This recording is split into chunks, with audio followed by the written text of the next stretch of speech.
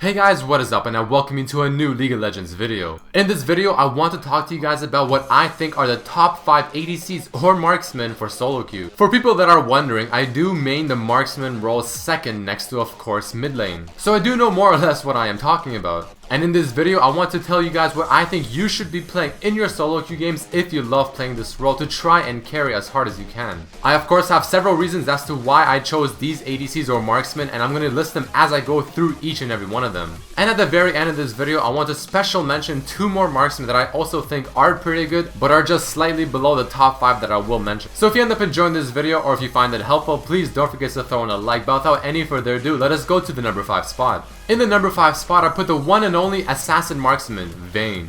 This is the champion that has been around and very popular for this role for quite some time. So the good things about this champion and why she's always so popular in this role is because not only is she very mobile and very hard to catch if played properly, all thanks to her tumble and invisibility that her tumble provides from her ultimate, but she's also an extremely strong hyper carry late game, which obviously means that the longer the game goes, the stronger she becomes and the more she outscales other marksmen.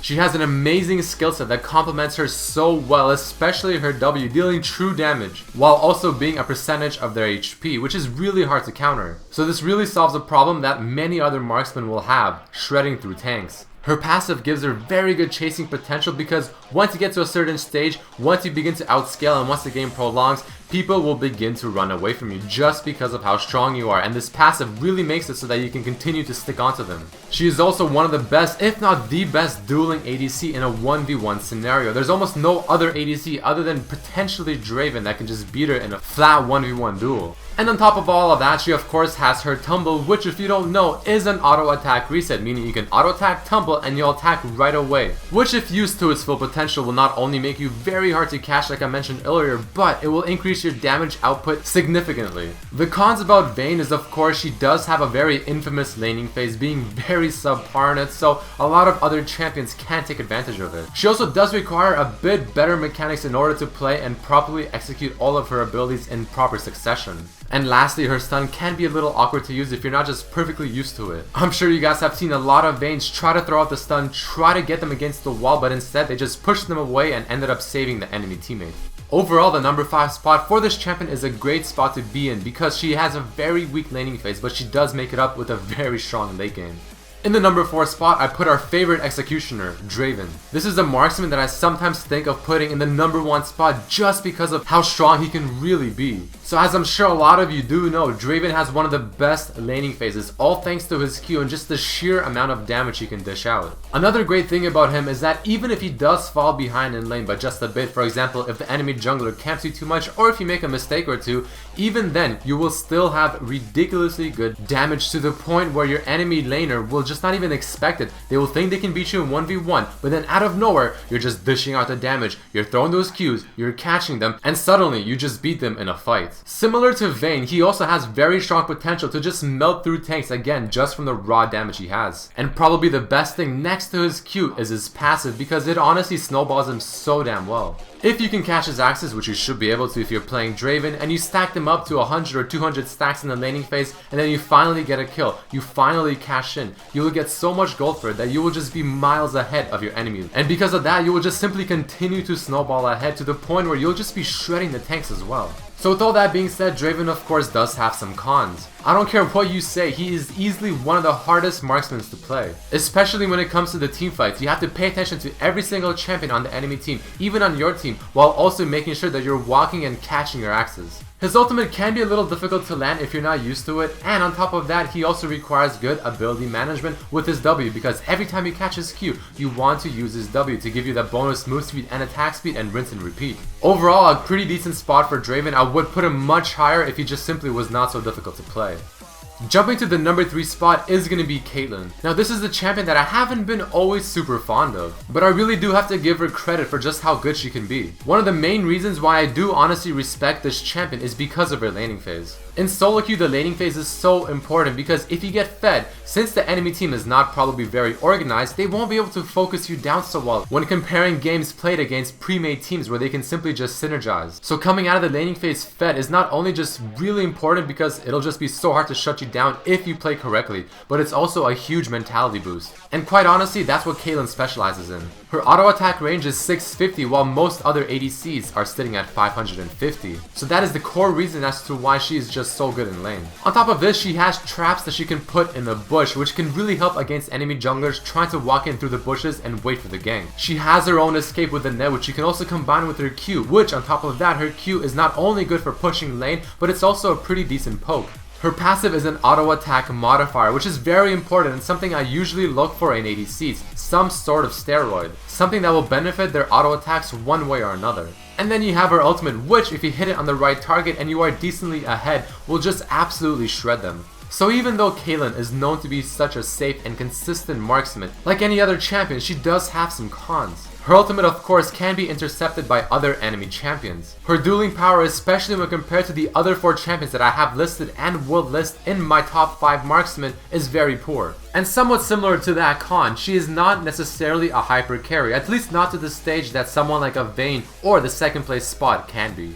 And now making her way to the number 2 spot is gonna be Twitch. This is a champion that I somewhat recently picked up once again after really seeing his true potential. And he really does fit my personal playstyle, which is assassin type champions. Twitch has an insanely strong middle to late game, especially with his Q and his ultimate with the extra attack speed and attack damage, which naturally just gives him very solid dueling power, especially if you're going the Blade of the Rune King. His passive does deal true damage, which is pretty nice. Even though it's not insanely OP, it is still pretty cool. As I mentioned earlier, he has a stealth ambush, which once you get a Blade of the Rune King, you can simply press Q just like you saw in the video on the Nidalee, walk right up to an enemy champion, assuming they're not ridiculously fed, and just pop right out, get the attack speed, pop the Blade of the Rune King, auto attack, and then finish off with your E. You have his ultimate, which is pretty much what MF wishes her ultimate was. I mean, it goes through every single champion that is within the auto attack range of the ultimate. If you have Blade of the Rune King, if you have a PD, if you have an Infinity Edge, you will absolutely dominate every single person that is getting hit by your ultimate.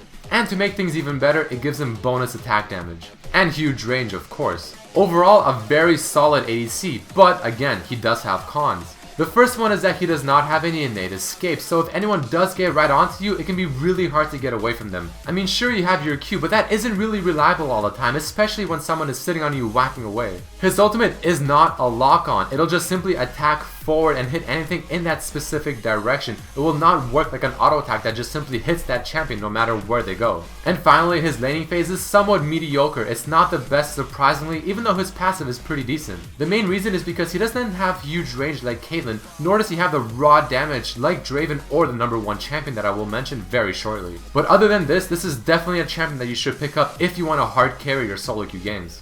And finally, the number 1 spot, the champion that is my personal go-to, Lucian. If I'm ever unsure what champion to play, who counters who goes well with the support, or I'm just really not feeling super confident playing anyone else, this is the champion I will pick. He almost has everything you would want from a marksman. He has very strong lane presence because he has really high bursts with his skills and his passive, so the trade potential is very high. He can be very bursty if you combo his skills correctly with the passive, which somewhat relates to the first point. On top of this though, you can also have consistent damage coming out, which really synergizes together very well. His E is very useful in terms of mobility and really making the marksman feel safe, because it is not only a dash that has decent range and is somewhat quick, but it also removes any movement impairing effects on you. For instance, Nasus Wither is probably the worst thing a marksman can have.